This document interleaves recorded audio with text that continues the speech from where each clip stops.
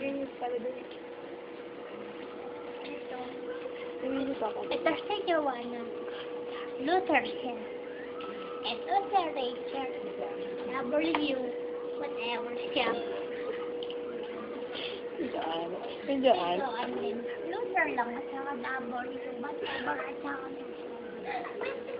Yun Pet lang. mo, yung pet mo si Sarah, pakilala mo sa kanila. Dali. Si Sarah. Ito. Baka mo siya magulo ha. Dito mo sa akin yung camera. Ito si Sarah. Tingnan mo si Sarah. Ayan.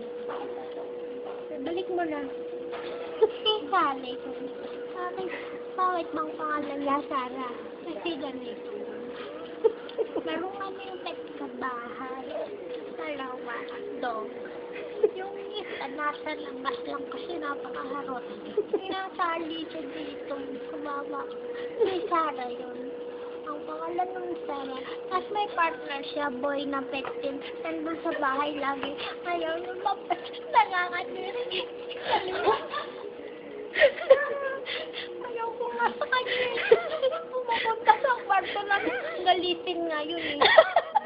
Sabi lang nga ba ko, okay lang naman sa kanya kasi nagpapalit lang daw ng skin. Sabi okay na din sa akin. Pero naiinis sa camp ng kamo. Kasi baka galit lang. Kasi dati may galit na ako. Magkakagalit ka naman. Di ba redundant na?